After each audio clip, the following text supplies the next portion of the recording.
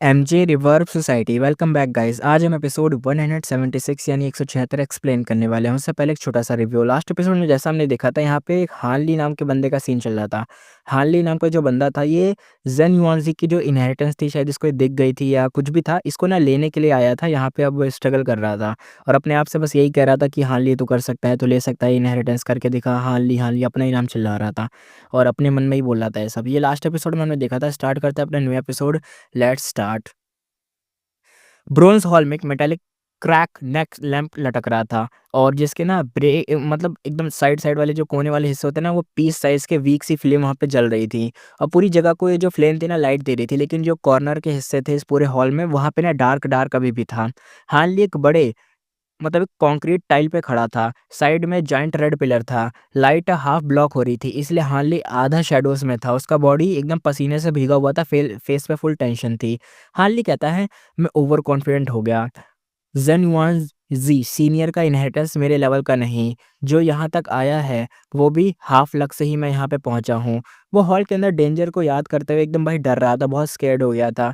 ये inheritance immortals के लिए इजी था, पर हार्ली जैसे गो मास्टर के लिए भाई डेडली था। हार्ली ऑलरेडी रैंक 4 तक पहुँच चुका था, प्योर लक और फेंगयुआन की कनेक्शन की वजह से। पर अब वो रुक गया था, पीछे मुड़ के ट्राई की और प्लान सिर्फ एक था, वो था रिट्रीट करना है, पीछे हट जाना, जैसे भी आए हो वैसे निकल जाओ, क्योंकि बहुत मुश्किल है। हार्ली ने राइट लेग पीछे लिया और नेक्स्ट सेकंड उसका विजन फ्लिप हो गया। हार्ली कहता है, ये क्या, मैं आगे कैसे आ गया? उसने देखा कि पिलर पीछे से एकदम दूर रह गया और वो ना ऑलमोस्ट 10 स्टेप आगे पुश हो चुका था। और क्रेन नेक लैंप का एकदम जो ऊपर लटक रहा था ना, क्रैक टाइप का एक लैंप था, फिर उसके आगे एक क्रेन टाइप का लैंप था, उस लैंप के ना क्लोज आ गया था वो।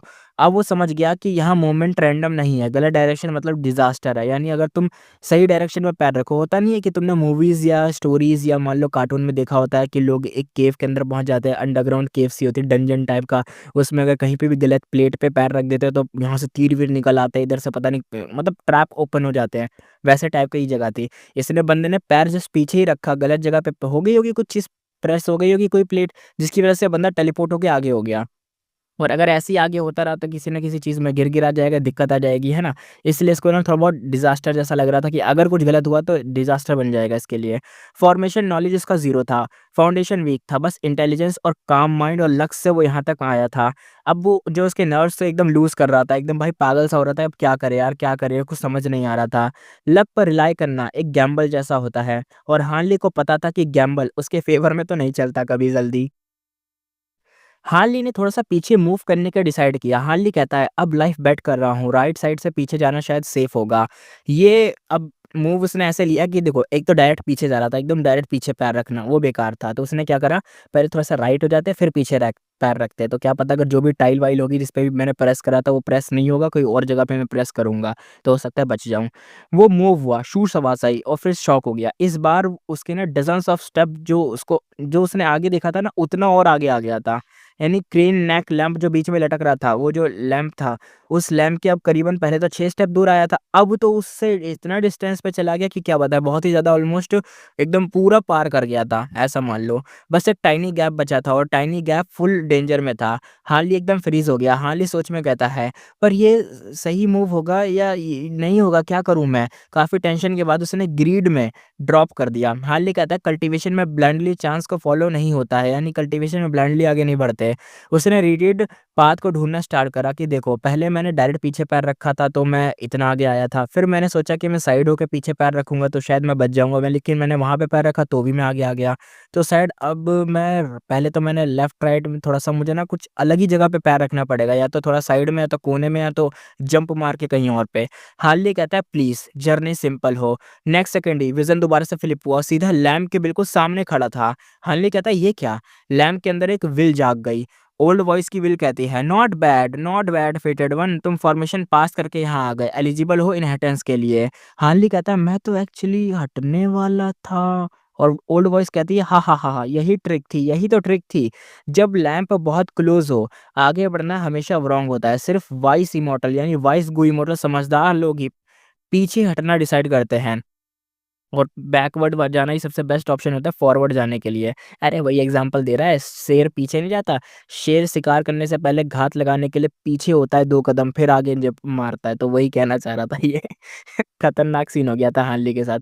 असल में जिस लैंप के पास इसे जाना था ना, वो लैंप ही एक इनहेरिटेंस थी, आगे कुछ नहीं था, एक लंबा-सा बड़ा-सा लैंप था। उस लैंप की रोशनी ही पूरे एरिया जो हॉल था उस पे फैल रही थी, और लैंप के ठीक आगे की जगह पे ना मतलब खतरा था, यानी कोई न कोई खतरनाक होगा, जैसे मान लो थोड़ी खाई टाइप का एरिया, थोड़ा वैसे टाइप का एरिया, उसको ये ऐसे कूद के तो पार कर नहीं सकता, इमॉर्टल थोड़ी ना है जो पार कर लेगा या कूद जाएगा, कोई गो यूज़ कर लेगा, ऐसा तो था नहीं। और शायद अंदर ना गो भी यूज़ नहीं होते थे, इसलिए ना इस बंदे ने कोई गो भी यूज़ नहीं कर पाया था तो एक गो मास्टर ही, चाहता तो रैंक 3 या 2 का गो यूज़ कर सकता था, लेकिन इसके पास वो भी नहीं था।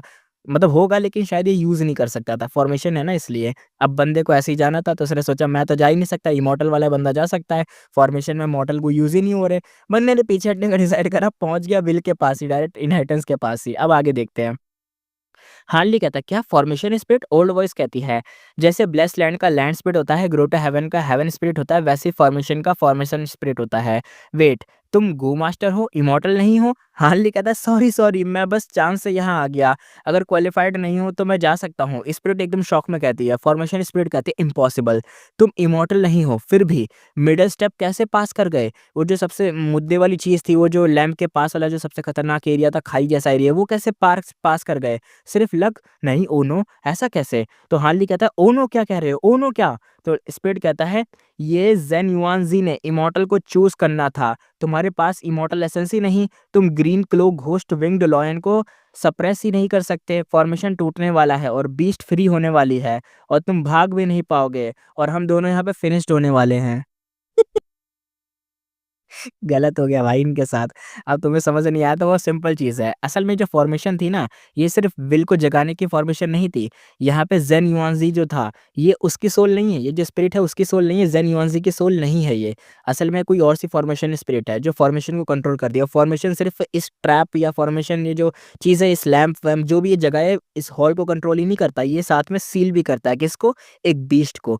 अब ये जो बीस्ट है भाई, अब यहाँ पे ये होप कर रहा था कोई इमॉर्टल आएगा और पार कर लेगा तो उसे इनहेरिटेंस के रूप में एक बीस्ट मिलेगा। लेकिन किस्मत इतनी खराब हो गई कि भाई ये बंदा यहाँ पे गू मास्टर निकला। अब ये एक बीस्ट को कैसे कंट्रोल करेगा? और बीस्ट इसको तो मारेगा ही मारेगा। फॉर्मेशन को भी शायद तोड़-ताड़ देगा या कुछ कर देगा जिससे फॉर्मेशन स्पीड भी खत्म। तो ये कह रहा है कि हम दोनों फिनिश्ड। अब क्या करेंगे ये लोग? और मुझे पता है क्या लग रहा है, देखो ये जो हान ली नाम का बंदा था ना, ये बंदा किससे कनेक्ट था? फेंग युआन से। अब पता है देखो, हार्नली का जो लक है वो फेंगयुआन यूज़ करता था। लेकिन ऐसा नहीं है कि हार्नली का लक फेंगयुआन यूज़ करता है तो फेंगयुआन का बैड लक हार्नली पे नहीं लगेगा। फेंगयुआन का बैड लक हार्नली पे भी लगेगा। लेकिन क्या हो, फेंगयुआन का जो सारा बैड लक है वो एकदम से खत्म सा हो जाए, उसका सारा का सारा लक ही लक ऊपर आ जाए। तो भाई फ़ायदा तो फिर हार्नली को भी होगा ना, दोनों आपस में कनेक्टेड हैं।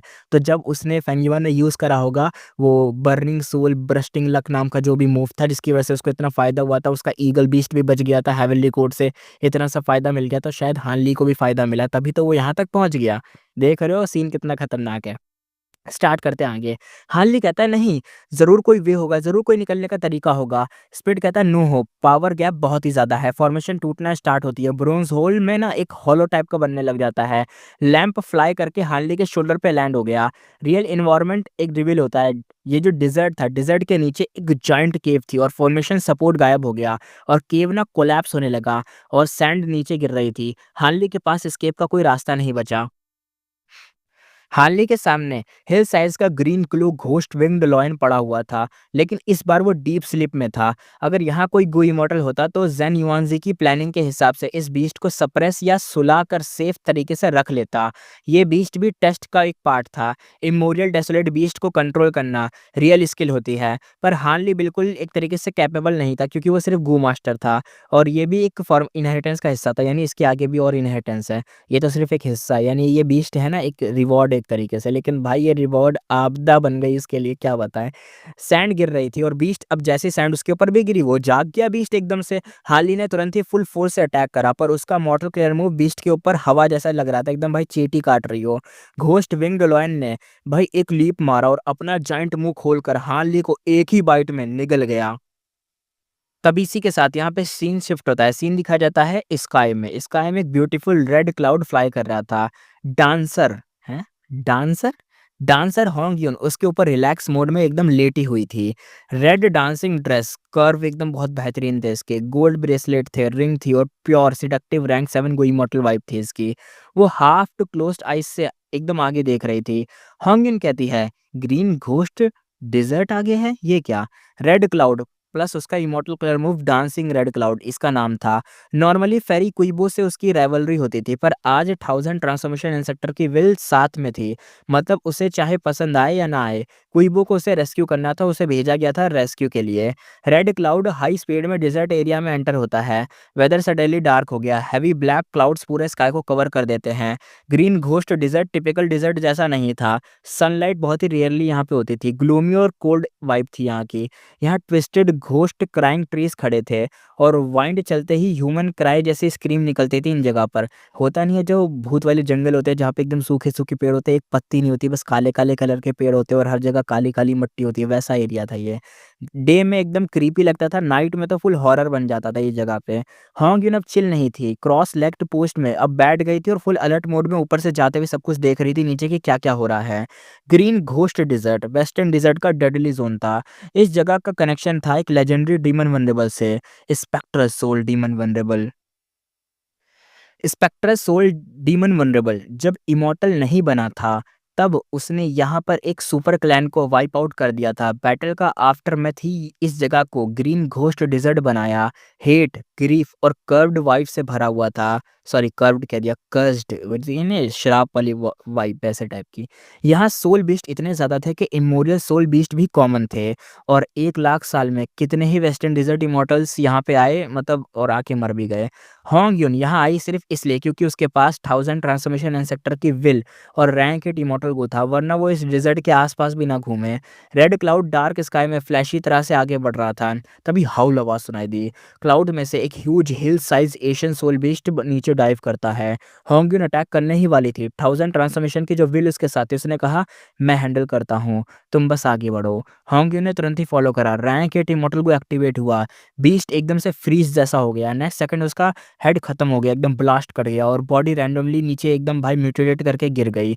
होंग यून यहाँ पे अब देखते हैं होंग यून का सीन। होंग यून कहता है ये रैंक 8 म्यूटेशन इमॉर्टल गू का पावर इंसेन है भाई, एक सोल बीस्ट को मारा, एकदम चिकन कट जैसा था। बीस्ट के मरते ही आसपास के एशियन सोल बीस्ट एकदम से भाई चौकन्ने हो गए। पर जब रैंक 8 गू का ऑरा वहां पे लीक हुआ, ज्यादा बीस्ट तो वहीं पर एकदम चुप ही हो गए। कुछ स्टूपिड बेट्स भी एकदम इस बीस्ट थे जो भी स्टूपिड टाइप के थे, वो आगे बढ़ गए। विल ने सबको इजीली फिनिश कर दिया और होंग यून एकदम से रिलैक्स होने लगा। सॉरी, होंग यून कह रहा हूँ, होंग यून रिलैक्स होने लगी। हाँ, लौंडिया है ना ये। तभी रोर आवाज थी, ठंडा जैसी आवाज आई। एक massive lion grey white ghost wing के साथ स्टेट उसकी तरफ ही चार्ज कर रहा था। होंगिन एकदम शॉक में कहती, ओ नो, ये तो ग्रीन क्लो घोस्ट विंग्ड लॉयन है, इमोरियल डेसोलेट बीस्ट है ये तो। और हान ली ना इसी के पेट में है शायद। अब बताया जाता है ग्रीन क्लो घोस्ट विंग्ड लॉयन एक जाइंट साइज बीस्ट सोल को खाकर मतलब जिंदा रहता था। अब बहुत रेयर थे, पर स्पेक्टर सोल डीमन वनरेबल के ज़माने में बहुत कॉमन थे।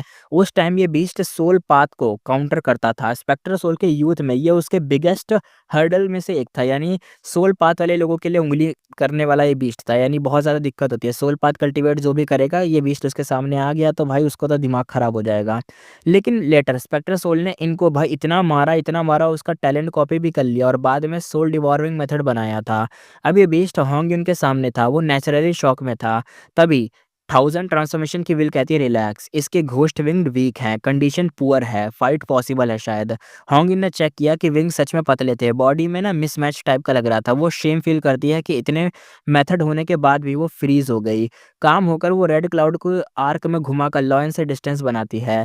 जो विल थी वो हंस रही थी। विल हंसते हुए कहती है, अगर ये बीस्ट अपने प्राइम का 30% भी पावर यूज करता तो तुम यहाँ से जो भाग रही हो ना अभी, कुछ भी नहीं कर पाती। विल फिर अपने रैंक एट इमॉर्टल गू को पुश करती है और हैवी ऑरा एकदम से निकलता है, एक मिथिकल वेव लॉयन तक जाती है। नेक्स्ट सेकंड ही लॉयन पेन में एकदम चिल्लाता है, उसकी टेल से एक वेनेमस पैंथम म्यूटेट हो जाती है। पैंथम उसकी बॉडी को कॉइल करके उसके फेस पर वेनेमस बाइट मार देती है और लॉयन ब्लैक क्लो से पाइथन को रिप करने का ट्राई करता है, पर पाइथन सुपर टफ था। बैटल डेडलॉक में बदल जाता है, दोनों स्काई में एकदम फ्लिप फ्लॉप हो जाते हैं, एकदम आपस में एकदम लड़े मरे जा रहे थे। होंग इन रेड क्लाउड पर ऊपर ले जा रही थी और विलिगेंट वॉच में एकदम बैठी हुई थी, यानी आराम से एकदम बैठ के एकदम देखते हुए आगे बढ़ रही थी। वो देख रही थी कैसे इन दोनों की लड़ाई चल रही है, पाइथन और ये लॉयन की। विल लगातार रैंक हिट इमॉर्टल गू का मिथिकल वेव बिस्ट फायर कर रहा था और लॉयन के फर पे घोस्ट क्रैंक ट्री के बड्स उगने लगे थे और उनके रूट्स लायन के फ्लैश में घुसकर न्यूट्रिशंस को शक कर रहे थे, एकदम खत्म कर रहे थे। रैंक 8 का पावरफुल गो था, तभी तो ऐसा हो रहा था। Green cloak ghost winged lion pen में एकदम वाइल्ड हो गया। उसने फेस के बर्ड्स को क्रैश कर दिया और पाइथन का हेड भी तोड़ डाला। पाइथन का बॉडी अब कॉइल था पर वो पूरी तरह से डेड था। लॉयन की कंडीशन भी अब हॉरिफिक थी। बहुत ज़्यादा मतलब इंजरीज हो गई थी खतरनाक वाली। हॉन्गिन एकदम शॉक में कहती है, mutation immortal go tail python मतलब ये टेल को पाइथन बनाया, फर ट्री बना दिया और जब लॉयन ने उन्हें स्मैश किया तो असल में अपने आप को डैमेज कर लिया। विल भी ऑब्जर्व कर रहा था। विल ने कहा ये लॉयन नॉर्मल नहीं, बॉडी में डीप इंजरीज पहले से हैं, बस एशियन डेसोलेट लेवल फोर्स बची है इसके अंदर। विंग्स तो इसके यूजलेस हो गए हैं। वियर्ड चीज़ ये है कि इस डेजर्ट में तो फूड की कमी नहीं थी ना, फिर भी मतलब ये ऐसा कैसे हो गया। पर वो रुकता नहीं है। रैंक 8 म्यूटेशन दोबारा से एक्टिवेट अपना जो लॉयन था वो करता और इस बार लॉयन का राइट आई वेनमस बी बन गया और बी वहीं रुकी और फिर उसने स्टिंगर सीधा मतलब आई शॉकेट से ब्रेन तक पियर्स कर दिया। हाउल आवाज आई। बीस्ट की डेस्परेट स्किन ने उसके ऊपर क्लाउड्स हिला दिए। टॉर्चर यही नहीं रुका, म्यूटेशन के प्रेशर में लॉयन के क्लॉस और तेत एशियन डेसोलेट प्लांट्स में ग्रो हो गए और बीस्ट पैनिक में विंग्स को फ्लैप करते हुए नीचे स्केप करने को भागा। उसका जो म्यूटेशन था वो भी अच्छे से काम नहीं कर रहा था, बल्कि जो इमॉर्टल गू का हो रहा था ना, उससे जो बीस्ट निकल रहे थे उसकी वजह से भाई को दिक्कत बहुत ज़्यादा हो रही थी और लॉयन की हालत ख़राब हो गई थी। अल्टीमेटली लॉयन डिजर्ट में क्रैश हुआ और टेंस ऑफ फीट डस्ट इसके ऊपर उड़ गई और डस्ट सेटल हुआ। बीस्ट का जो मैंगलेट बॉडी था डेड पड़ा हुआ था, यानी बीस्ट मर गया। विल कहती है बैटलफील्ड को क्लीन करो। उसकी विल और इमॉर्टल गू होंग्युन की बॉडी को वापस मर्ज कर गए। होंग्युन की आइस लिटरली एकदम स्पार्कल हो गई। होंग्युन कहती है आई एम रिच। ये इमोरल डेसोलेट बीस्ट का जो कॉप है, यानी जो लाश है, रैंक 8 इमॉर्टल मटेरियल है, इससे रैंक 8 इमॉर्टल को डिफाइन होता है। वो इमीडिएटली वो जो कॉप्स थी उसको प्रोसेस करना स्टार्ट करती है और काफ़ी मुश्किल के साथ वो कर रही थी।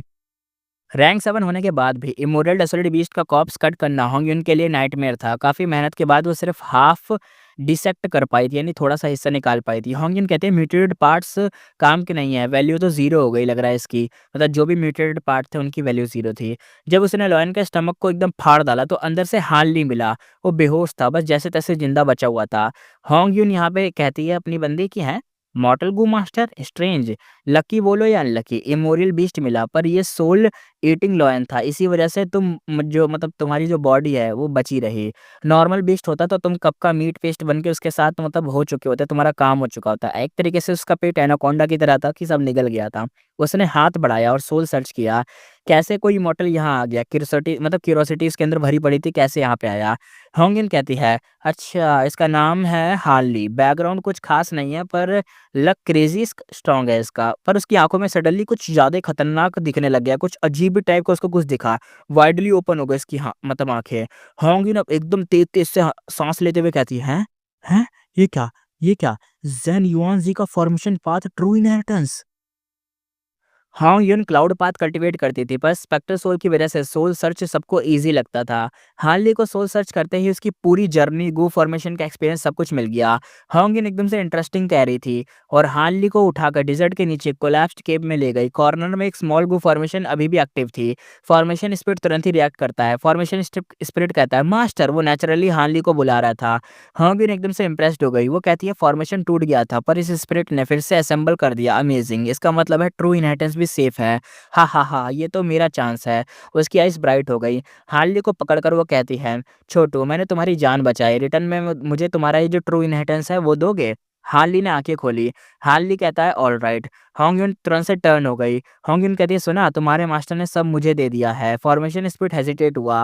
होंगयुन कहती है, मास्टर की बात नहीं मानोगे क्या स्पिरिट, मेरे हो जाओ। स्पिरिट चुप हो गया। होंगिन दोबारा कोल्ड टोन में कहती है, तुम्हारे क्रिएटर जेन युआनजी की फ्यूचर इनहेरिटर के लिए बना कर गए थे ना ये, और हार्ली तो क्वालिफाइड हुआ था पर तुम उसके स्लेव हो, अब उसकी रिक्वेस्ट फॉलो नहीं करोगे क्या। फॉर्मेशन स्पिरिट कहता है, ऑफ कोर्स नॉट, मैं क्यों करूंगा। होंगिन एकदम से कंफ्यूज हो गई। वो कहते तो क्या हुआ, तुम हार्ली की बात मानोगे। तो फॉर्मेशन स्पिरिट कहता है और क्या मैं उसकी बात मानूँगा? तो होंग यून कहती है तो ग्रेट है ना, हान ली ने मुझे तुम्हें गिफ्ट कर दिया तो कोई वो थोड़ी ना बात है, तो मेरे हो जाओ। स्पिरिट को लग रहा था कि कुछ ऑफ है पर रीज़न समझ नहीं आया। आखिर में फॉर्मेशन स्पिरिट कहती है no you are my new master. Hong Yun हँसी। होंग यून कहती है परफेक्ट, अब बिना रेजिस्टेंस के सबमिट कर जाओ। उसने इमॉर्टल एसेंस इंजेक्ट करा, फॉर्मेशन स्पिरिट ईज़िली रिफाइन हो गया। फिर बाकी को फॉर्मेशन भी उसके कंट्रोल में आ गए। एंटायर इमॉर्टल फॉर्मेशन का ओनर स्विच हो गया था। होंगिन यहाँ पे मतलब बहुत खुश थी। होंगिन को क्या मिला? Multiple immortal Gu, tons of mortal Gu और ज़ेन युआनज़ी का फुल फॉर्मेशन ट्रू इनहेरिटेंस, सब कंप्लीटली ओपन था और नो कंसीलमेंट थी। वो बहुत तेज हँस रही थी। फिर उसने हानली की तरफ हल्का-सा इशारा करा और तभी एकदम मुँह से घ आवाज़ आई। हानली एक सेकंड में पाइल ऑफ फ्लेश एकदम बन गया और सोल भी वाइप आउट हो गई। ट्रुथ ये था कि हानली एक्चुअली कभी ज़िंदा मतलब एक तरीके से जागा ही नहीं हुआ था। होंग यून ने इमॉर्टल लेवल माइंड मैनिपुलेशन से उसके माउस से ऑलराइट बुलवाया था ताकि इनहेरिटेंस लीगली उसको मिल जाए। यहाँ पे भी पॉलिटिक्स थी। इमॉर्टल को ग्रैब करना नॉर्मली बहुत टफ होता है, पर यहाँ हाल ही इमॉर्टल था। होंगयुन रैंक 7 इमॉर्टल थी। गैप इतना बड़ा था कि वो ईज़िली उसे पूरी तरीके से सप्रेस कर सकती थी और ज़ीरो रेजिस्टेंस था। अगर इमॉर्टल ऑलरेडी इमॉर्टल को डिफाइन कर चुका होता, तो इमॉर्टल उससे ज़बरदस्ती नहीं ले सकती थी, यानी होंगयुन उससे नहीं ले सकती थी हार्ली से। लेकिन डिफाइन थोड़ी ना हुआ था क्योंकि इमॉर्टल कैसे इमॉर्टल को डिफाइन करेगा? मॉर्टल को डिस्ट्रॉय कर देगा, पर यहाँ एक लूप होल था। हार्ली ने टेस्ट पास किया पर रिफाइन कुछ भी नहीं किया था, ना फॉर्मेशन स्पिरिट ना गूवॉर्म। सब गूवॉर्म अभी भी ज़ेन युआनज़ी के विल से फिल्ड थे। दूसरा लूपहोल यहाँ पे स्पिरिट फॉर्मेशन थी। ये ज़ेन युआनज़ी का एक यूनिक क्रिएशन था, लैंड स्पिरिट या हेवनली स्पिरिट जैसा, पर फॉर्मेशन के लिए एक बार यूज़ ही होता है। इमॉर्टल गू और गायब हो गए, पर फॉर्मेशन स्पिरिट एक तरीके से मतलब वो हो गए। जैसे इमॉर्टल गू तो जो थे ना, वो गायब हो गए जो कुछ थे उसके पास, और जो फॉर्मेशन स्पिरिट थी वो यहाँ पे बॉर्न हो गई, यानी वो पैदा हो गई इसकी जगह पर। और स्पिरिट इंटेलिजेंस पर एक तरीके से आर्टलेस होती है, झूठ नहीं बोल सकता और लॉजिकल ट्रैप में आसानी से फँस जाता है। इसी वजह से होंग यून ने उसको मैनिपुलेट करके पूरा इनहेरिटेंस ग्रैब कर लिया। अगर स्पिरिट ना होता तो बाकी गूवम उसकी बात ही नहीं करते और वो कन्विंस ही नहीं कर पाती। एंड रिजल्ट ये हुआ कि डांसर होंग यून ने ज़ेन युआनज़ी का पूरा फॉर्मेशन पाथ ट्रू इनहेरिटेंस ले लिया। और विल ने कमेंट्स भी किया। 1000 जो ट्रांसफॉर्मेशन विल थी वो ये सब देख के कहती है ज़ेन युआनज़ी राइटेस्ट पाथ ची क्लैन का इमॉर्टल था। लगता है र्यूमर्स ट्रू थे। क्लैन ने उसका रिलेशन मतलब ख़राब कर दिया था, क्लैन ने या क्लैन में उसका रिलेशन ख़राब हो गया होगा, तो इसलिए इनहेरिटेंस यहाँ छोड़ दिया उसने क्लैन से बाहर। होंगयुन स्माइल करती है, कहती है हस्बैंड ये सब आपकी वजह से मिला है। विल कहती है कुइबो को सेव करके जब हम मैरिड स्टैचू डेजर्ट लौट आएंगे तब तुम ये इनहेरिटेंस मेरी मेन बॉडी को दे दोगी, तुम्हें रिवॉर्ड मिल जाएगा। होंगयुन को थोड़ा सा लॉस फील हुआ, वो जानते थे कि एसेंस उसके हस्बैंड के पास जाएगा और उसके पास से थोड़े बहुत बाहर की चीज़ें बचेंगी, पर रेसिस्ट करना इम्पॉसिबल था। रैंक एट विल कंटिन्यूअसली उसके साथ ही थी। फिर भी वो प्रैक्टिकल थी। होंगिन सोचते हुए कहती है अकेली होती तो मैं ये रिस्क कभी नहीं लेती, ये चांस हस्बैंड की विल की वजह से ही तो मिला है। उसने लूट को इंस्पेक्ट करा, 3 इमॉर्टल गू थे जिसमें से 2 फॉर्मेशन पाथ रैंक 7 थे और एक फॉर्मेशन स्पिरिट जो हाफ इमॉर्टल गू जैसा ही था। अगर फॉर्मेशन पहले ब्रेक होता तो गेन्स और ज़्यादा होते। लोकेशन चेंज करते हुए होंगयुन ने अंदर ही अंदर हान ली को गाली भी दी। होंगयुन यहाँ पे सोचते हुए और कहती है अनॉयड होते हुए ट्रैश मॉर्टल गू इमॉर्टल इनहेरिटेंस लेने आया था, मरना ही था इसको। अब फॉर्मेशन स्पिरिट आगे कहता है मास्टर गू फॉर्मेशन डिसमेंटल मत करो, अगर फॉर्मेशन डिस्ट्रॉय हुआ तो मैं भी डिस्ट्रॉय हो जाऊंगा। होंग ने सिंपली हाँ में हाँ हिलाया। ये स्ट्रिप ये जो मतलब स्पिरिट थी सॉरी एक्सट्रीमली यूजफुल था। पहले जब फॉर्मेशन कोलैप्स हुआ था नॉर्मली सब कुछ डस्ट बन जाता, पर स्पिरिट ने क्विकली सैल्वेज करके एक स्मॉल इनकम्प्लीट फॉर्मेशन बचा लिया। सेम काम जैसे लैंड स्पीड अपने ब्लेस्ड लैंड रिपेयर करते हैं। होंग को इसको ऑब्वियसली लॉस नहीं करने वाला मतलब लॉस नहीं करना था, इसलिए उसने बचा के भी रखा। फॉर्मेशन स्पीड कहती है खुशकिस्मती से फॉर्मेशन फ्लैग गो भी है, पहले इसको यूज़ करके पूरा फॉर्मेशन को फ्लैग गो में स्टोर करो फिर इमोटल प्राइमेसी में रख सकती हो। जेन युआनजी ने फॉर्मेशन स्पीड बनाया था तो नेचुरली उसकी लिमिटेशन कवर करने के लिए फॉर्मेशन फ्लैग गो भी क्रिएट किया था। स्पिरिट ने कोलैप्स टाइम में सबसे पहले फॉर्मेशन फ्लैग इमॉर्टल गू को बचाया था। होंग इनको बस कंट्रोल करना सीखा था। और कुछ दिन बाद रात का स्काई स्टार से एकदम ब्राइट था। कलर एकदम भाई अजीब टाइप का था, ब्लैक टाइप का। कोल्ड एयर थी, फॉग एकदम भरा हुआ था। वेस्टर्न डिजर्ट एक नॉर्मल सैंड ड्यून पर फेंगयुआन के ऊपर की लाइट धीरे धीरे फेड हुई और सब ऑरा कंसील हो गया धीरे धीरे करके। और यहाँ पे सीन शिफ्ट हो चुका है, फेंगयुआन कहाँ चुका है। फेंगयुआन ने आंखें खोली। फेंगयुआन कहता है ये फिक्स्ड लक किलर मूव का फाइनल इफेक्ट क्या निकला?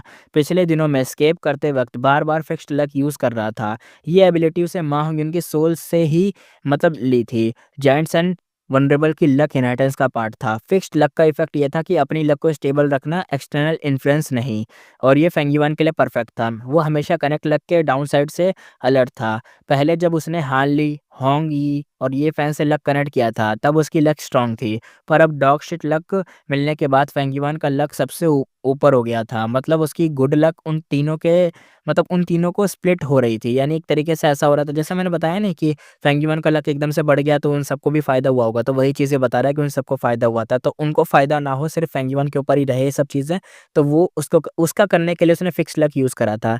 स्पेशली जब वो burning soul busting luck use करता, एस्टिमेट लक का कुछ हिस्सा बाकी लोगों को भी चला जाता, तो उसको एक तरीके से पूरा गेन नहीं मिलता। अम्मा होंगिन को किल करने के बाद उसके पास सॉल्यूशन था, फिक्स्ड लक।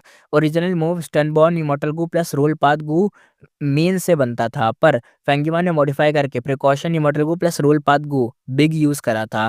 प्रिकॉशन गू उसके पास ऑलरेडी था, बिग पर्पल माउंटेन ट्रोमोनाक से मिला था। मॉडिफिकेशन पूरा परफेक्ट नहीं हुआ। फेंगयुआन का luck path attainment grand master level नहीं था, इसलिए किलर मूव एक सिर्फ पार्शियली सक्सेसफुल था, एक साइड से मतलब।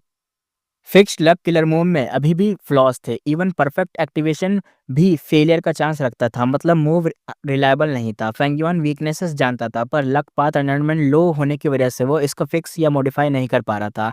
पहले वो ब्रेक लक इमॉर्टल गू की क्रेविंग करता था, पर अब फिक्स्ड लक मिल चुका था, अपनी लक को प्रोटेक्ट करने का तरीका मिल गया था। फिक्स्ड लक का इफेक्ट विजिबल नहीं होता, पर थ्योरी से वो समझ पा रहा था। जब दो लोग क्लोज होते हैं, उनकी लक जॉइन हो जाती है, फॉर्च्यून शेयर होता है, मिसफॉर्च्यून भी शेयर होता है। पर जायंट्स एंड इमॉर्टल वंडरबल के रिसर्च के हिसाब से जॉइंट लग में भी कोई सूटेबल हायरार्की होती है। जिसकी लक स्ट्रॉन्गर होगी उसको ज़्यादा बेनिफिट मिलेगा, जिसकी लक वीकर होगी उसको मिसफॉर्च्यून का लोड ज़्यादा मिलेगा। वीक लक वाला कभी-कभी स्ट्रॉन्ग लक वाले को और बेनिफिट भी देता है। इस सिस्टम को जायंट सन ने मेन लक और सब लक बोला था। उसके गू बनाए थे, पर फेंगयुआन के पास वो गू तो थे नहीं। फिर भी फिक्स्ड लक यूज़ करके वो अपनी लक को स्टेबल कर सकता था, डिफेंस क्रिएट करके मेन लक पोजीशन होल्ड कर सकता था। रेस्ट के बाद फेंगयुआन फिक्स्ड लक को साइड में रखकर अपने नेक्स्ट टारगेट पर लगा रहा था। उसका किलर मूव था सेल्फ क्लीजिंग का मॉडिफिकेशन। फॉर्मेशन पाथ में फेंगयुआन ग्रैंड मास्टर था, तो इस मूव को कंप्लीट गू फॉर्मेशन में कन्वर्ट करना बस कुछ स्टेप दूर था। ऑलमोस्ट डन थे, पर एक प्रॉब्लम थी, क्रूशियल फॉर्मेशन पाथ इमॉर्टल गू मिसिंग था, यानी फॉर्मेशन पाथ का इमॉर्टल गू चाहिए। लांग या सेट का फॉर्मेशन प्लेट इमॉर्टल गू बोरो हो सकता था, पर वो रैंक 6 था। सेल्फ क्लीजिंग फॉर्मेशन रैंक 7 और रैंक 6 प्लेट को यूज़ करके रैंक 7 फॉर्मेशन बनाना हाईली रिस्क वाली चीज़ थी, यानी फेलियर के ज़्यादा चांस हैं। और एक और बड़ा इशू था, फॉर्मेशन प्लेट गू में ऑलरेडी लांग या सेट का सब main teleportation formation data store था। अगर फेंगयुआन ने अपना फॉर्मेशन बनाना चाहा तो उसको एग्जिस्टिंग डेटा को इरेज करके नया पैटर्न डालना पड़ता उस गू के अंदर, लेकिन ये पॉसिबल नहीं था। पर लांग या सेट फॉर्मेशन पाथ इमॉर्टल के बिना सिर्फ इसी प्लेट गू से टेलीपोर्टेशन फॉर्मेशन बनाता था। अगर डेटा इरेज हो गया, खत्म हो गया, तो टेलीपोर्टेशन फेल हो जाएगा, पूरा नेटवर्क खत्म हो जाएगा। लांग या स्पिरिट से बात तो हो चुकी थी और उसका क्लियर सेंटेंस था, टेलीपोर्टेशन फॉर्मेशन उनके डेवलपमेंट का लाइफलाइन था। इरेज करना बिल्कुल एक तरीके से अनएक्सेप्टेबल है, यानी नहीं कर सकते, मना कर दिया, तो कोई दूसरा ही फॉर्मेशन पाथ गू चाहिए फेंगयुआन को। लांग या सेट के पास इन्फॉर्मेशन पाथ मेथड नहीं थे, जिससे वो फॉर्मेशन प्लेट गू के अंदर स्टोर्ड डेटा को एक तरीके से एक्सट्रैक्ट कर सके, और प्लेट गू को बस देख कर समझना एक तरीके से इम्पॉसिबल था। इमॉर्टल एसेंस का एग्जैक्ट फ्लो, गू वॉर्म का माइक्रो कॉर्पोरेशन और सब हिडन डिटेल्स थे, इसलिए फेंगयुआन को लांग या स्पिरिट को एक तरीके से एश्योर करना पड़ा। फेंगयुआन कहता है, मैं फॉर्मेशन पाथ ग्रैंड मास्टर हूँ, मैं तुम्हारा सब मेन टेलीपोर्टेशन फॉर्मेशन दोबारा रिक्रिएट कर सकता हूँ। लांग या लैंडस्पेट स्टिल हेजिटेट कर रहा था उसको देने में कि नहीं यार, मैं नहीं दूंगा ये तेरे को फॉर्मेशन वाला है वो। फेंगयुआन बिल्कुल हेल्पलेस था। लांग या लैंड स्पीड को फोर्स नहीं कर सकता था और बिना फॉर्मेशन प्लेट इमॉर्टल गू के सेल्फ क्लेजिंग फॉर्मेशन का डिडक्शन आगे बढ़ ही नहीं सकता था। सबसे बड़ी दिक्कत, गू रिफाइन करने के लिए भी उसे लांग या सेट की हेल्प चाहिए थी। पर्पल माउंटेन ट्रोमनार की इनहेरिटेंस मिलने के बाद उसके पास बहुत इमॉर्टल गू के प्लान्स थे, पर रिसोर्स नहीं थे। अगर लैंड स्पीड ने फाइनल में मना कर दिया तो फेंगयुआन ने सबसे बुरे केस को पहले ही सोच लिया था। अगर लांग या लैंड स्पीड रिफ्यूज़ करेगा तो मुझे किसी और गू इमॉर्टल की इमॉर्टल प्राइमेसी यूज़ करनी होगी। शैडो सेक्टर वाले इमॉर्टल की प्राइमेसी में घुसना दाव मार्क की वजह से टफ था, पर अगर किसी ने अपने इमॉर्टल प्राइमेसी ब्लेस लैंड की तरह स्टेबल बना लिया हो तब चांस होता। प्लान सिंपल और रिस्की वाला था। फेंगयुआन किसी इमॉर्टल के प्राइमेसी में एंटर करे, टाइम पाथ यूज़ करके रिवर ऑफ टाइम का ट्रिब्यूटरी एक्सपेंड करे, बाहर 1 दिन और अंदर आधा महीना, और टन्स ऑफ टाइम मिल जाएगा उसको एक्स्ट्रा वाला। फिर सेल्फ क्लींजिंग इमॉर्टल फॉर्मेशन को सेट करे और फॉर्मेशन में घुसकर अपने हार्मफुल दावमा को क्लीन करे। पर इस प्लान का मैसिव फ्लॉ भी था, यानी एक दिक्कत। इमॉर्टल प्राइमेसी को एक जगह फिक्स करना पड़ता। अगर फेंग जीजे उन्हें ट्रेस कर ले तो हेवनली कोर्ट बैकिंग के साथ वो ब्रेक इन मेथड भी रख सकता था, इसलिए दिक्कत थी। और दूसरा इशू भी था, टाइम का ट्रिब्यूटरी एक बार बदलने के बाद मन तक दोबारा एडजस्ट नहीं कर सकते। कंटिन्यूस टेम्परिंग से टाइम पाथ दावमार्क डिस्टर्ब हो जाते हैं और ट्रिब्यूटरी अनस्टेबल हो जाता है। फेंगयुआ ने ट्रिब्यूलेशन टाइमिंग कैलकुलेट की। इस मेथड को यूज़ करने से किसी ना किसी गू इमॉर्टल को अपना इमॉर्टल ट्रिब्यूलेशन फेस करना ही पड़ेगा। ये डेंजरस था। हेवेंसविल हमेशा फेंगयुआन को मारने के मौके ढूंढता था और वो फेंगयुआन से लिंक्ड किसी भी गू इमॉर्टल को ट्रिब्यूलेशन टाइम में फुल फोर्स से टारगेट करता। चाहे वो इमॉर्टल मर भी जाए, वो फेंगयुआन को भी मारेगा। इसलिए फेंगयुआन और एक तरीके से टीम ट्रिब्यूलेशन को मिलाकर हैंडल कर सकते हैं। यानी एक तरीके से अगर फेंगयुआन और उसकी टीम यानी पूरा शैडो सेक्टर रहे तो जो ट्रिब्यूलेशंस आएँगे उनको एक तरफ मिला के हैंडल कर सकते हैं। पर रिस्क एक्सट्रीम था, बहुत ज़्यादा हाई था। और अगर तुम्हें मतलब प्लान समझ नहीं आया तो प्लान ये समझो। फेंगयुआन को दिक्कत ये आ रही है ना कि उसको ना सारे के सारे जो उसके ऊपर ट्रेस लगे हैं ना उसको हटाना है। हेवनली कोड देखो बार-बार उसको ट्रेस कर लेता है। जो हमने देख भी चुके हैं, पिछले एपिसोड में देखा था वो ट्रेस कर रहा था। तो फेंगयुआ ने एक मेथड निकाला था सेल्फ क्लींजिंग का। उसने वो यूज़ करा लेकिन उसका अभी भी नहीं हटा। तो उसने ये देखा कि ये जो दावमा के ना बार-बार हट तो रहे हैं लेकिन रीजनरेट हो जा रहे हैं। एक बार मैं यूज़ करता हूँ तो 10% हट जाते हैं, लेकिन जब मैं दोबारा यूज़ करने के लिए जाता हूँ तब तक वो दोबारा से बन भी जाते हैं और ज़्यादा हो जाते हैं। यानी 10% मैंने हटाए तो 20% बन जाते हैं। तो ऐसा तो मैं कर नहीं सकता और एक बार में लगातार चला के कर रखना सेल्फ लीजिंग गू को, जिससे वो लगातार हटाते रहे दावमार्क को, तो ये एक तरीके से इम्पॉसिबल था क्योंकि एक बार मैं चलाऊँगा तो मुझे लोकेशन बदलनी पड़ेगी, दूसरी जगह जाके फिर करना पड़ेगा और लगातार चला के रखने का कोई मेथड है नहीं और रखूँगा तो कोई ना कोई दिक्कत आ ही जाएगी।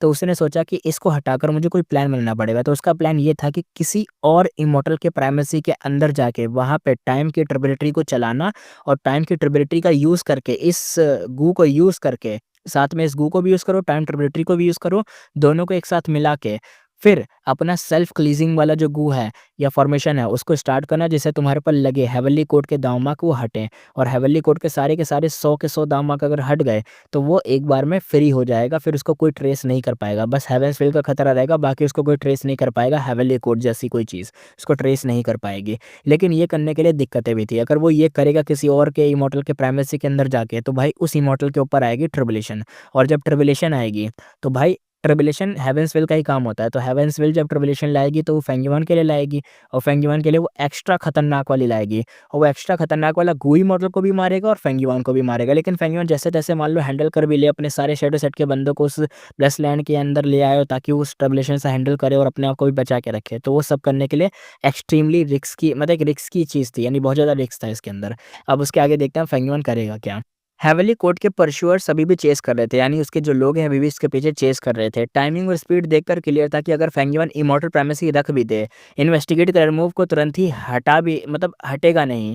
फिर उसको ट्रिब्यूलेशन और हेवनली कोर्ट का असॉल्ट एक साथ ही झेलना पड़ेगा। ये सुसाइडल रिस्क था और अगर सवेनर इमॉर्टल प्राइमेसी यूज़ करता तो और भी डेंजरस था।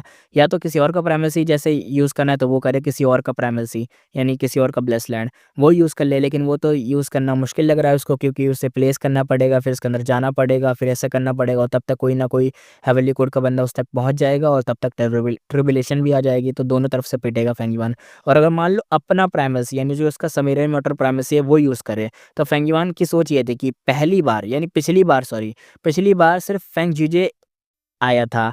नेक्स्ट टाइम हेवनली कोड के कितने इमॉर्टल भेजेगा ये भी नहीं पता, कुछ नहीं पता, क्या पता और भी लोग आ जाएँ।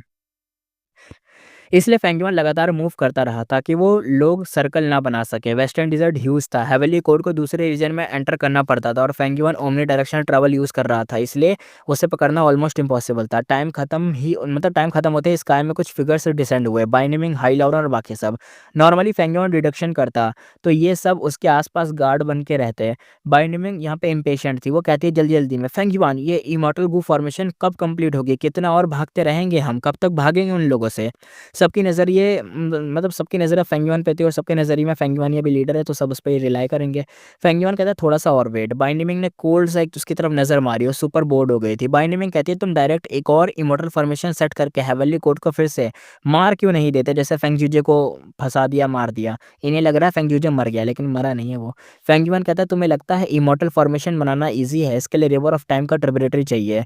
पहले जिस फॉर्मेशन से फेंग जीजे को स्मैश किया था, वो हाई फाइन इनहेरिटेंस का ट्रम्प कार्ड था। ये इमोरियल ईयर बीस्ट को रेपल करने के लिए बना था। अगर ईयर बीस्ट प्राइमेसी में घुस जाए और हर्डल ना हो, तो ट्रिब्यूटरी को ब्लास्ट करके बीस्ट को रिवर ऑफ टाइम से वापस ढकेल देते। यानी एक तरीके से रैंक 8 बीस्ट को कंट्रोल करने के लिए था, जो कि ईयर बीस्ट था।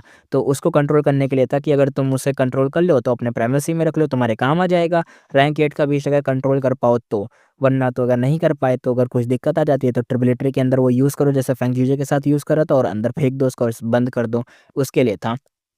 डाउनसाइड ये थी कि ट्रिब्यूटरी डिस्ट्रॉय होने के बाद टाइम फ्रीज़ हो जाता और दोबारा ट्रिब्यूटरी ड्रॉ करना हेल मोड था, यानी होता ही नहीं। फेंग युआन ने कहा आई नो चेस होना डिसगस्टिंग है, पर मैं ये हेटेड सेव कर रहा हूँ राइट टाइम पर एक ही शॉट में सबको फिनिश करने के लिए। फ्यूचर में तुम्हें जो एक्साइटमेंट चाहिए वही मिलेगी। बाइंडिंग बस हैक करके रह जाती है। फेंग युआन ने कहा चलो मूव करो, यहाँ सेफ नहीं है। और उसने बोला ही था कि सबके एक्सप्रेशन बदल गए। स्काई में एक रेड क्लाउड डिसेंड हुआ, उसके ऊपर डांसर होंग्युन थी। उसका फेस रोसी था, नज़र फेंग युआन के ग्रुप पर थी। डांसर होंग्युन शार्प टोन में कहती है कोक्युम्बाइन क्यूई, ये लोग कौन हैं? तुम इनके साथ क्यों हो? कोक्युबाइन क्यूई नेचुरली फेरी क्वीबो थी, लेकिन हम जानते हैं फेरी क्वीबो की बॉडी के अंदर अब यंगवुशी मतलब घुसा हुआ है, तो एक असल में अब फेरी क्वीबो असल में यंगवुशी है। क्या बोलूँ, लक है इनका इतना बढ़िया कि ये मतलब खुद आ गई यहाँ पे। फेंग युआन को फॉर्मेशन पाथ का इनहेरिटेंस मिल जाएगा या वो गू मिल जाएगा। देखते हैं, अगर इसको मार दिया तो मिल जाएगा, लेकिन इसके साथ यार रैंक 8 की विल भी तो है और रैंक 8 का गू भी तो है। अब यिंग वुशी कुछ कहता है। यिंग वुशी फेरी क्वीबो का बॉडी यूज करते हुए कहता है होंगयुन तुम यहाँ कैसे आ गई? रेड क्लाउड स्लो डिसेंड हुआ। होंगयुन ने फेरी क्वीबो को ऑब्जर्व किया। यिंग वुशी के पोजीशन में कुछ माइनर फ्लॉ थे, पर स्पेक्टर सोल डीमन वनरेबल का स्प्लिट सोल था, तो उसकी जो कंसीलमेंट थी परफेक्ट थी। होंगयुन की इन्वेस्टिगेशन मेथड वेयर्ड, मतलब एक तरीके से जितने भी वेयर्ड मेथड थे सब यूज कर लिया, कुछ भी पता नहीं चला। होंगयुन का टोन अभी भी वैसा ही था, नॉर्मल। होंगयुन कहती है तुम बहुत बड़े डेंजर में थी, तुम्हारी लाइफ टैबलेट गो सोल आर्टिन को दोनों डिस्टर्ब हुए थे, इसलिए मैं हेल्प करने आई, पर लगता है तुम ठीक हो। हस्बैंड और मैं बेकार में टेंशन ले रहे थे। फिर उसकी नज़र फेंग युआन के ग्रुप पर गई। होंगयुन कहते हैं ये लोग कौन हैं और कुछ तो फेमिलर लग रहा है इसको देखकर। इसकी मतलब वो फेंग युआन की शक्ल देख के थोड़ा सा देख रही थी, अरे ये तो कुछ जाना चाहना सा चेहरा लग रहा है। तो फेंग युआन शॉक में कहती है 1 मिनट, ये लिu गुआंगी है। रिवर्स फ्लो रिवर के फाइट के बाद फेंग युआन का असली फेस लिu गुआंगी की फॉर्म में पूरे वर्ल्ड में फेमस हो चुका था। आज होंग युन सडनली आई थी और फेंग युआन की अपीयरेंस चेंज नहीं कर पाया था और फेंग युआन की ली गुआंग वाली आइडेंटिटी ही दिख रही थी। फेंग युआन कोल्ड टोन में कहता है हाँ मैं हूँ। तुमने कैसे एड्रेस, एक तरीके से मतलब तुमने मेरे को पहचान लिया, तुमने मेरे को एड्रेस कर लिया, तो मैं तुम्हें किस तरीके से एड्रेस करूँ, तुम कौन हो? होंग युन ने आंसर नहीं दिया। पहले उसने रेड क्लाउड पीछे साइड करा, डिस्टेंस बनाया। लिu गुआंगी का सामना करते हुए उसके हार्ट में हैवी प्रेशर था। ये बंदा रैंक 8 एग्जिस्टेंस के साथ लड़ चुका था। उसका नाम काफ़ी टाइम से फेंग जीजे के बराबर सर्कुलेट हो रहा था। होंग युन का ये थॉट था कि गुड कि मेरे पास हस्बैंड की विल है और उसका रैंक 8 इमॉर्टल गो है, वरना वरना एक और बीवी कम हो जाती। उसकी आइज़ शिफ्ट हो गई और लाउड टोन में होंगयुन ने कहा, "कोक्युबाइन क्वी, हस्बैंड और मैं दोनों कंसर्न्ड हैं और तुम इन आउटसाइडर के साथ घूम रही हो। एक लेटर तक नहीं भेजा।" उसका रियल इंटेंशन था कि डिस एक तरीके से डिस्कार्ड क्रिएट करना, आपस में लड़ाई करवाना। फेरी कुइबो को 1000 ट्रांसफॉर्मेशन इंसेक्टर बहुत एक तरीके से पैम्पर करता था, बहुत ख़्याल रखता था और होंगयुन को ये एक अच्छा नहीं लगता था कि वो कुइबो के साथ ज़्यादा रहता है, मेरे साथ नहीं रहता। होंगयुन जेलस थी, पर ये परफेक्ट चांस था उसके अगेंस्ट पॉइज़न ड्रॉप करने का। ये वर्ड्स यिंगवुशी को एड्रेस कर रहे थे, पर असल में 1000 ट्रांसफॉर्मेशन विल के लिए ज़्यादा एड्रेसेबल उसके लिए ज़्यादा थे, क्योंकि उसको ही सुनाना चाह रही थी। फेंगयुन सीरियस हो गया। बाइनिमिंग हाई लाओलान ने एक दूसरे को साइलेंट ग्लेंस दिया। होंगयुन का टोन क्लियरली स्लो कर रहा था और लिu गुआंगी लाइटली डिसमिस कर सकती थी, मतलब उसके पास हैवी बैकिंग था। फेंग युआन, बाइनिमिंग, हाई लवलन समझ गए कि यहाँ पे सीन क्या चल रहा है, पर यिंगवुशी, फेरी मियाओयन और व्हाइट रैबिट क्लूलेस थे। तभी 1000 ट्रांसफॉर्मेशन विल होंगयुन की बॉडी के आउटवर्ड इमर्ज हुआ। विल कहती है अच्छा बताओ क्या हुआ कोकेम्बाइन क्वी, मैं भी क्यूरियस हूँ कि तुम इन लोगों के साथ कैसे मिल गई, ये सब हुआ क्या? तो यिंगवुशी अंदर ही था, तो वो कहता है हाँ ट्रम्प कार्ड तो था ही, यानी ट्रम्प कार्ड मैंने यूज़ करा। मतलब एक तरीके से ट्रम्प कार्ड यूज़ करना पड़ेगा, दिमाग का यूज़ करे चाहे कुछ यूज़ करे, ट्रम्प कार्ड यूज़ करना बता कुछ कहानी बनानी पड़ेगी। तो अब देखते हैं फेंग युआन कहता है कि ये क्रूशियल मोमेंट है, देखते हैं यिंग वुशी कैसे इसको हैंडल करता है। बाइन मिंग और बाकी भी थोड़ा-सा टेंस हो गए। यिंग वुशी ने फास्ट ग्रोथ दिखाई थी पर एक्टिंग फेंग युआन के लेवल की नहीं थी और यहाँ सामने थाउज़ेंड ट्रांसफॉर्मेशन की विल खड़ी थी। ज़रा-सा भी कोई दिक्कत होती तो वो थाउज़ेंड ट्रांसफॉर्मेशन की विल तुरंत ही पकड़ लेते कि भाई ये नकली है और एक ही सवाल सबके माइंड में था, क्या वो इस टेस्ट को पास कर पाएगा यिंग वुशी? अब स्टोरी का सीन देखते हैं। माइल्ड हवा सैंड ड्यून पर चल रही थी जब फेरी कुइबो यानी यिंग वुशी ने अपनी स्टोरी कामली सबको बताई। उसके वर्जन में वो वेस्टर्न डिजर्ट ज़ॉम्बी अलायंस का इनहेरिटेंस ढूंढ रही थी। तब उसका मतलब एक तरीके से एनकाउंटर हुआ हेवनली कोर्ट के इमॉर्टल से हो गया। उन्हें पता था कि वो थाउज़ेंड ट्रांसफॉर्मेशन इंसेक्टर की कॉन्क्यूबाइन है, इसलिए उसका एटीट्यूड हॉस्टाइल हो गया, यानी जो भी उनका एटीट्यूड था हॉस्टाइल हुआ। फाइट में कुइबो हेवनली कोर्ट के किलर मूव से बहुत ज़्यादा हिट हो गई। उसके ऑलमोस्ट सारे गोवम डिस्ट्रॉय हो गए। तभी उसके एनकाउंटर लिu गुआंगी यानी फेंग युआन की टीम से हो गई। हेवनली कोर्ट एक्चुअली लिu गुआंगी को ही चेस कर रहा था। To enemy of a my enemy is a my friend वाली सिचुएशन आ गई थी। यानी एक तरीके से वो उसको चेस कर रहा था लेकिन ये बीच में रुक गई तो इसको मारने लग गए। लेकिन एक तरीके से फेंग युआन की टीम मिल गई तो अब 2 एक तरीके से सामने एक दुश्मन है जो कि मुझे भी मार रहा है और इसको भी मार रहा है, तो हम दोनों दोस्त हो गए। ली गुआंगी ने उसे रेस्क्यू किया। फिर सब मिलकर हेवनली कोर्ट से एस्केप करते हैं पर इन्वेस्टिगेट किलर मूव लगने की वजह से ये लोग अलग-अलग नहीं हो सकते थे, वरना हेवनली कोर्ट उसे इंडिविजुअली हंट करता। इसलिए यिंग वुशी ने स्टोरी इतनी डिटेल में बताई कि सुनने के बाद लगा जैसे वो खुद वहाँ थे। तुरंत ये था कि फेंग युआन और उसकी टीम ने फेरी कुइबो की सोल को ख़त्म कर दिया, थाउज़ेंड ट्रांसफॉर्मेशन एक्सेंटर के सारे सीक्रेट निकाल लिए और हर पॉसिबल सिनेरियो के लिए प्लान्स बना लिए थे। इसलिए यंग वुशी का मिक्स हाफ ट्रुथ और हाफ लाई था, परफेक्ट, स्मूथ और बिलीवेबल लग रहा था। फेंग जीजे का भी मेंशन नेचुरल जैसा लगा। प्रॉब्लम यहाँ पे बस ये थी कि कुइबो के सारे इमॉर्टल गो और मॉर्टल गो बैटल में डिस्ट्रॉय हो गए। ये थोड़ा-सा ज़्यादा कोइंसिडेंस लगता था पर चॉइस नहीं थी तो यही बोलना पड़ा। अगर थाउज़ेंड ट्रांसफॉर्मेशन विल यिंग वुशी से कुइबो के इमॉर्टल गो दिखाने को बोले तो सब एक्सपोज़ हो जाता, क्योंकि कुइबो के गोवम उसकी विल से फिल्ड थे और यिंग वुशी उन्हें यूज़ नहीं कर सकता था। और एक्चुअल ट्रुथ ये था कि जब बाइंडमिंग ने फेरी कुइबो को पकड़ा था, तब कुइबो ने अपने सारे गोवम खुद ही ब्लास्ट कर दिए थे, तो एक तरीके से वो भी नहीं दिखा सकते। एनिमी को मतलब कुछ देना नहीं चाहते इसलिए सब ब्लास्ट कर दिया। तो लूप होल कवर करने के लिए ये स्टोरी बेस्ट थी कि सारे गू पहले ही ब्लास्ट हो गए लड़ाई में। डांसर होंगिन जेनुइनली शॉक लगती है। उसको एक्सपेक्ट नहीं था कि कोक्यूबाइन क्वी इतने डीप डेंजर में गुज़री होगी। बाइंडमिंग, हाई लाओलन और दूसरे भी सरप्राइज़ थे। यिंग वुशी का एक्टिंग भाई 10 ऑन 10 था, नेचुरल लग रहा था और ज़ीरो दिक्कत थी इसके अंदर। हाई लाओलन सोचती है, यिंग वुशी की एक्टिंग मास्टर कब बन गया, यानी फेंग युआन से सीख लिया क्या इसने? ओनली फेंग युआन बिल्कुल चिल था। उसने यिंग वुशी को एटीट्यूड को रैंक 8 दिया हुआ था, जो एक्टिंग को गॉड टायर बनाता था। रैंक 7 होंगिन और रैंक 8 विल को फूल करने का आसान तरीका एक तरीके से उसके पास आ गया था। अगर थाउज़ेंड ट्रांसफॉर्मेशन एंसेक्टर खुद होता तो प्रॉब्लम होती, पर यहाँ उसकी सिर्फ विल थी, तो बॉडी नहीं है विल है तो पागल बना दिया। रिजल्ट क्या हुआ? सक्सेस मिल गई। डांसर होंगयुन हो या थाउज़ेंड ट्रांसफॉर्मेशन विल, दोनों ने यिंग वुशी की जो स्टोरी थी उसको पूरा भरोसा करके देखा और मान लिया सच यही था। बढ़िया इन्होंने स्टोरी बनाई है कि पता है इस स्टोरी से क्या होगा? अब ना एक तरीके से इनको अब ये अपना क्या बोलते हैं, अरे थाउज़ेंड ट्रांसफॉर्मेशन है।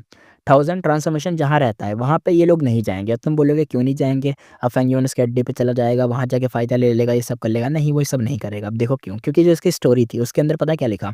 उसके अंदर इसने ये बोला था कि देखो मेरे ऊपर भी ना एक तरीके से इन्वेस्टिगेट किलर मूव लगा हुआ है हेवनली कोड का और फेंगियोन के ऊपर भी असल में लगा हुआ है। अब फेंगिवान इनको बताएगा कि देखो हमारे ऊपर भी लगा है, हम इसका भी हटा देंगे, अपना भी हटा देंगे, लेकिन ना हमें चाहिए टाइम। हम तुम्हारी जगह पे आ नहीं सकते क्योंकि जिस भी जगह पे हम जाएँगे, वो जगह एक्सपोज़ हो जाएगी, तो हम तुम्हारे घर आ नहीं सकते। तो हमें कोई ऐसी जगह जाना पड़ेगा, सीट बदलनी पड़ेगी, इधर से उधर सीटों को चेंज करना पड़ेगा ताकि हम बार-बार इधर से उधर घूमते रहें और अपना काम कर लें अच्छे से। और 2 दिक्कतें हमारे काम में आएँगी, पहला आएगा ट्रिब्यूलेशन जो कि हम हैंडल कर लेंगे जैसे-तैसे, लेकिन दूसरा आएगा हेवनली कोर्ट के ब लोग। तो हम चाहेंगे कि आप हेवनली कोर्ट के लोगों से निपट लें और हम ट्रिब्यूलेशन से निपट लें और ये जो भी हमारे पास किलर मूव लगा हुआ है इन्वेस्टिगेशन का, वो भी हट जाए। अब पक्की बात है फेंगिवन यही बोलने वाला है। मतलब जितना मैंने अभी तक पढ़ा है तो यही होना चाहिए। और डायरेक्ट वो लोग थाउज़ेंड ट्रांसफॉर्मेशन से मिलेंगे भी नहीं, क्योंकि अगर वो लोग मिलेंगे तो थाउज़ेंड ट्रांसफॉर्मेशन की भी जगह एक्सपोज़ हो जाएगी, इसलिए वो मिलेंगे नहीं, तो मिलने का टेंशन भी नहीं है। अगर मिल गए तो भाई थाउज़ेंड ट्रांसफॉर्मेशन समझ जाएगा कि यिंग वुशी असली नहीं है, वो नकली है, इसलिए वो मिलेंगे भी नहीं, तो ये प्रॉब्लम भी सॉल्व। फेंग युआन यहाँ पे काम और एक्सपर्ट वाइब में कहता है, लॉर्ड थाउज़ेंड ट्रांसफॉर्मेशन, फेरी, होंगयुन और हेवनली कोर्ट हम सबको ना चेस कर रही थी। फेरी क्यूबो को हमने ही सेव किया। ट्रुथ ये है, राइट ना? वो बिल्कुल एक्सप्रेशनलेस था। रैंक 8 एक्जिस्टेंस के सामने भी ज़ीरो फ़ियर था। एक्चुअल में फेरी क्यूबो को मारने वाला भी फेंग युआन ही था, पर यहाँ वो एक तरीके से बेनिफैक्टर जैसा एक्ट कर रहा था कि उसने बचाया है। बिल्कुल शेमलेस कॉन्फिडेंस था उसका। थाउज़ेंड ट्रांसफॉर्मेशन विल कुछ वक़्त तक साइलेंट रहा। लिू गुआंगी की रेपुटेशन ने फेंग युआन को इक्वल लेवल पे बोलने की राइट दी थी। अगर असली थाउज़ेंड ट्रांसफॉर्मेशन सेंटर होता तो सीन थोड़ा-सा अलग होता, बट विल थी और मेन बॉडी यहाँ नहीं थी, तो उसने एक्सेप्ट कर लिया कि ये जो बोल-चाल है वो ठीक है, बोल सकता है। कुछ सोचने के बाद विल ने फाइनली बोला, बता दो फिर क्या रिवॉर्ड चाहिए, तुमने इसे बचाया है तो। फेंग युआन के लिप्स पे एक ब्राइट कॉन्फिडेंट स्माइल आ गया। होंग यून तक एक तरीके से डेज़्ड हो गया था। अब यहाँ पे हो गई थी, सॉरी। फेंग युआन ने कहा, मुझे रिवॉर्ड नहीं चाहिए, बस एक सजेशन चाहिए। विल ने बोला, क्या चाहिए? तो फेंग युआन ने कहा, अलायंस। विल फिर एकदम से साइलेंट हो गया। फेंग युआन ने अब आगे कंटिन्यू था उसी चीज़ में कि क्यों चाहिए। फेंग युआन कहता है, एंसेक्टर के पास रेकलेस सेवेज डीमन वनरेबल का इनहेरिटेंस है। हेवली कोड के लिए एक रेड फ्लैग है। वहीं हेवली कोड ने फेरी क्यूबो को अटैक भी किया और रिवर्स फ्लो रिवर के बाद वो मुझे भी नॉन स्टॉप चेस कर रहे हैं। हमारा एनिमी सेम है, हेवली कोड। एक दूसरे को सपोर्ट करना खुद को सपोर्ट करने जैसा है। प्लस मेरे पास टाइम पाथ मेथड है। मैं आपके इमॉर्टल प्राइमेसी में टाइम स्लो करके ट्रिबुलेशन को डिले कर सकता हूँ। और मेरे पास लक पाथ की ट्रू इनहेरिटेंस भी है। मा होंगिन मरा और एक तरीके से मैंने मतलब मर गया था, तो उसका ऑल लिविंग बीइंग्स लक मेरा हो गया। जायंट्स एंड वल्नरेबल का ट्रू इनहेरिटेंस भी मेरे पास है। होंगिन एकदम से हिल गई। होंगिन कहती है, हस्बैंड, ये अलायंस अच्छा लग रहा है सुनने में। यिंग विशी और फेरी कुइबो की एक्टिंग में कहता है, लॉर्ड हस्बैंड, अलायंस बनाना ही सही होगा, मैंने भी मतलब बात करी है। फाइनली थाउज़ेंड ट्रांसफॉर्मेशन विल ने डिसीजन लिया। विल कहती है, अलायंस हो सकती है पर कॉर्पोरेशन ग्रेजुअल होगी। ल्यू गुआंगी, तुम हेवनली कोर्ट एक तरीके से तुम मुझे हेवनली कोर्ट के खिलाफ यूज़ करना चाहते हो। ये मैं नहीं स मतलब ये नहीं समझता ये पॉसिबल है। हम पहले लाइट कॉर्पोरेशन करेंगे, अगर सब स्मूथ रहा तो मैं हेवनली कोर्ट के इमॉर्टल को ब्लॉक कर दूँगा, और अगर नहीं तो तुम्हें अपनी सीनियरिटी दिखानी होगी, ठीक है? यानी जो मैंने तुम्हारी हेल्प करी, तुम्हें भी मेरी हेल्प करनी होगी, बस। रैंक 8 स्कीमर अपना लेवल दिखाता है। फेंग युआन का प्लान एक्सपोज़ भी था। हेवनली कोर्ट के जितने भी इसका पीछा करने वाले लोग हैं, भाई वो तो पड़े हुए हैं। तो एक तरीके से ये भी साफ दिख ही रहा था उस रैंक 8 बंदे को कि हाँ भाई, फेंग युआन नहीं चाहता कि वो बचाए उसे, मतलब बचा ले। उसके पीछे लोग पड़े हुए हैं। फेंग युआन थोड़ा-सा स्माइल करते हुए कहता है और काउंटर अटैक करते हुए कहता है, सीनियरिटी वो दोनों तरफ से होती है सर, मैं भी आपकी हेल्प कर दूँगा और आप भी मेरी हेल्प कर देना। फेरी क्यूबो को हमने सेव किया है, ये हमारी बिगेस्ट सीनियरिटी है, और आपकी क्या है, आप भी दिखा दीजिए। विल थोड़ा-सा सोचा फिर कहता है, पहले बेसिक कॉर्पोरेशन करते हैं, तुम्हें जो चाहिए मैं ट्राई करूँगा उसको सैटिस्फाई करने के लिए जो तुम्हें चाहिए। फेंग युआन की आईब्रोज एकदम से उठ गई। वो कहता है, ट्रांज़ैक्शन हैं? तो उसने इंस्टेंटली थाउज़ेंड ट्रांसफॉर्मेशन विल का इंटेंशन समझ लिया था। थाउज़ेंड ट्रांसफॉर्मेशन इंसेक्टर ने रेकलेस सैवेज का ट्रू मीनिंग या ट्रू इनहेरिटेंस ग्रैब किया था। ईयर्स ऑफ डेवलपमेंट के बाद उसके पास इनफ फाउंडेशन था कि वो फेंग युआन के साथ डील कर सके। पर रीसेंट रेवोल्यूशन में वो हैवी डैमेज खा चुका था, और इस स्टेट में फेंग युआन के साथ फुल अलायंस हेवनली कोड के इमॉर्टल को डायरेक्टली फेस करना, वो कोई इडियट ही करता। फेंग युआन का शील्ड वो क्यों बनेगा? पर फेंग युआन का ऑफर भी बहुत टेम्पटेटिंग था। हाई फैन का टाइम स्लो मेथड वाला ट्रिबुलेशन को डिले करने का एक रेयर वे था। लक पाथ की ट्रू इनहेरिटेंस, जायंट सन का लेवल ट्रेजर था, तो वो भी बहुत बड़ी चीज़ है। ये दोनों चीज़ भाई इतनी बढ़िया है कि कोई मना ना कर पाए जल्दी। थाउज़ेंड ट्रांसफॉर्मेशन एंसेक्टर को ट्रिबुलेशन के बाद इन दोनों चीज़ों की डेस्परेट नीड थी। इसलिए विल ने सोचा, यू गुआंगी के साथ लाइट कॉर्पोरेशन बेनिफिशियल था, बस डीप अलायंस डेंजरस लग रहा था, क्योंकि फ्यूचर में Feng yuan versus heavenly court का फॉलआउट उससे भी ड्रैग कर सकता था। ऊपर से वो अभी इंजर्ड था, बिग फाइट में वीकनेस एक्सपोज हो जाती। सोल्यूशन क्या था? ट्रांजैक्शनल कॉर्पोरेशन, साफ फायदा, यानी कुइबो को सेव करने का जो डेप्थ है उसको वो रीपे कर देगा, कर्जा वो चुका देगा, और फेंगिवान से रिलेशन इंप्रूव हो जाएगा। फ्यूचर में हेल्प लेनी हो तो यू शेव्ड माई कोकेबाइन कार्ड प्ले कर सकता है। रैंक 8 स्कीमर हमेशा प्रोज और कॉन्स कैलकुलेट करते हैं, ये सिर्फ विल था, फिर भी कैलकुलेशन रेजर शार्प था। फेंगिवान कुछ सेकंड साइलेंट रहा, फिर फेंगिवान ने कहा, फाइन, मुझे अभी फॉर्मेशन पाथ इमॉर्टल गू चाहिए, तुम्हारे पास कुछ है क्या? उसको हॉनेस्टली एक तरीके से होप थी कि मिल जाएगा शायद, पर होंगन का फेस फ्रीज हो गया। थाउज़ेंड ट्रांसफॉर्मेशन की विल स्माइल करते हुए कहते, कोइंसिडेंस है, मेरे पास फॉर्मेशन पाथ का कुछ चीज़ अभी भी, मतलब मेरे पास फॉर्मेशन पाथ का कुछ होता नहीं, कुछ भी नहीं होता मेरे पास, लेकिन कोइंसिडेंस तो देखो। पर यहाँ आते वक्त मुझे एक गुई मॉडल का ट्रू इनहेरिटेंस मिला, फॉर्मेशन पाथ एक्सपर्ट का। फेंगयुन कहता, ओ। विल ने कहा, होंगयुन, अपने गेंस निकालो, ल्यू गुआंगी को चूज करने दो, उससे चाहिए क्या? विल को जेन युआनजी का इनहेरिटेंस पता था, फॉर्मेशन पाथ इमॉर्टल गु उनके मेन बॉडी के किसी काम का नहीं था। इस सिचुएशन में ये परफेक्ट बार्गेनिंग चिप था। होंगयुन अपसेट थी। पर विल को मना तो नहीं कर सकती, तो उसने कर दिया भाई। उसने अपने इमॉर्टल प्रेमिसेस से इनकम्प्लीट इमॉर्टल फॉर्मेशन निकाल कर सैंड ड्यून पर रख दिया। फेंग युआन और बाकी सब शॉक हो गए। ये फॉर्मेशन एक तरीके से इमॉर्टल फॉर्मेशन को मूव कर सकता था, ये मूव हो सकती थी। ये रेयर, बहुत ज़्यादा रेयर था क्योंकि ये फॉर्मेशन स्पिरिट था ना इसलिए। क्योंकि ये बेसिकली एक इमॉर्टल गू हाउस का फ्रेमवर्क था, फॉर्मेशन पाथ का highest form. Mobile immortal killer move, mobile immortal formation इसका नाम था, प्लस ये दोनों मिक्स होते हैं।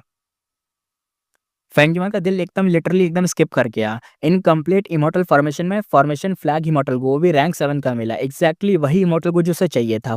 एक तरीके से फॉर्मेशन में जो चाहिए वो उसे मिल गया था। फेंगयुआन भाई एकदम खुश हो गया।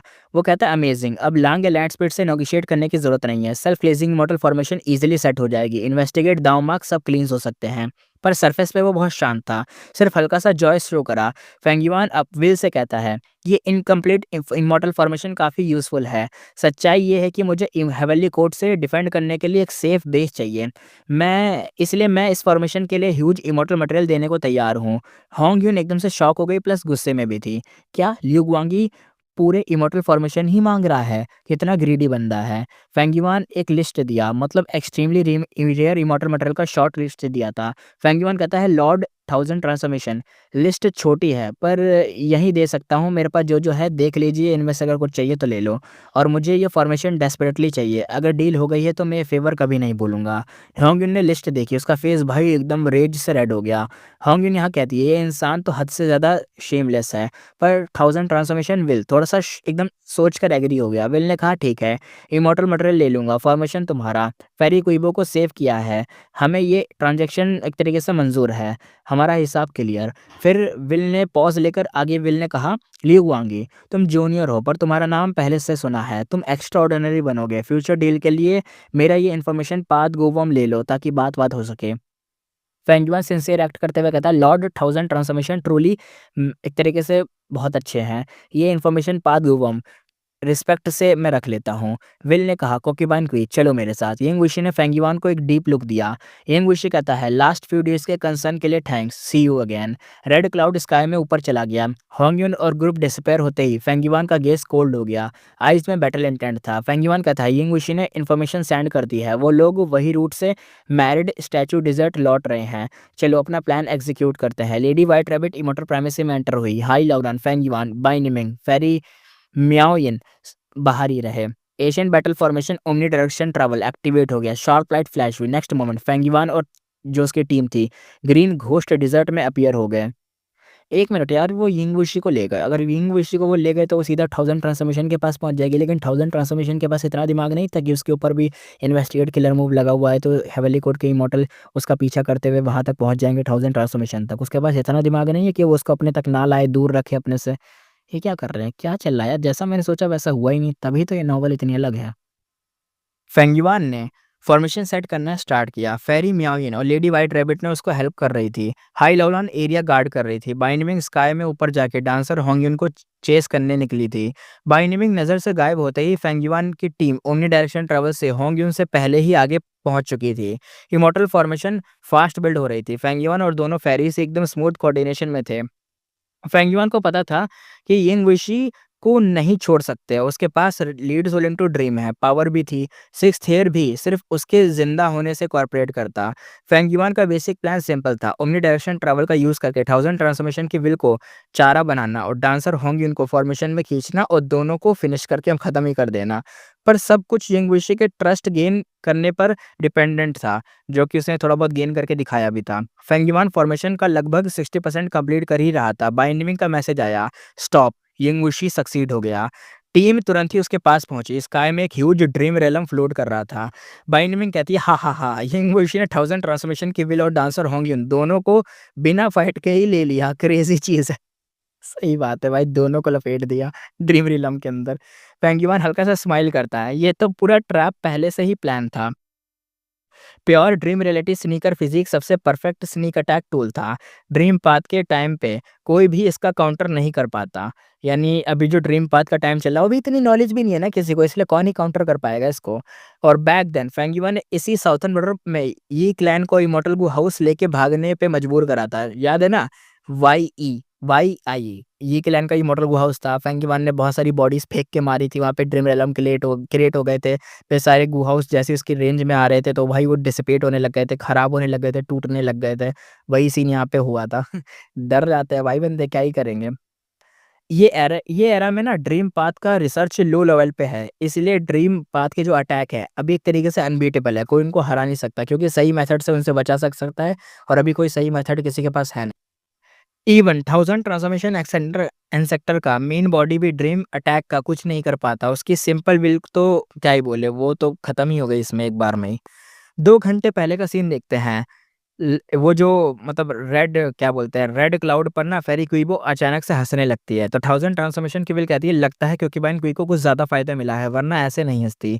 यिंग विशी ने फेरी क्वीबो उसके नजरिए से कहा, हस्बैंड आप ही मुझे सबसे ज्यादा समझते हो, इमोर्टल बू गया पर जो मिला वो बहुत बड़ा है, देखो। होंगयुन कहता है, हस्बैंड ये देखिए, वो एक pure dream reality sneaker physique body निकालती है। 1000 ट्रांसफॉर्मेशन कहता है ये ड्रीम पाथ है, ये कहाँ से मिला?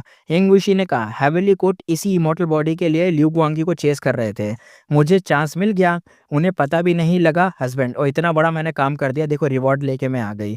डांसर होंगिन कहते शेमलेस। 1000 ट्रांसफॉर्मेशन कहता हा हा हा, तुम्हें तो अच्छा रिवॉर्ड मिलना चाहिए। तभी क्या हुआ, बूम आवाज आई, बॉडी फट गई।